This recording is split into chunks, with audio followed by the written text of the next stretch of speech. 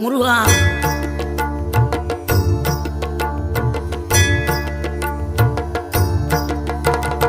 ஆறுபடை வீடும் அருள் வழங்கும் முருகா, அருகே நீ ஓடோடிவா.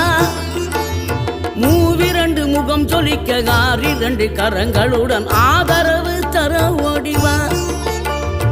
ஆறுபடை வீடும் அருள் வழங்கும் முருகா, அருகே நீ ஓடோடிவா. மூவிரண்டு முகம் சொலிக்க ஆறிரண்டு கரங்களுடன் ஆதரவு தர ஓடிவா. ஈசன் மகனே என்னை காக்க இங்க உனையன்றி வேறாரையா.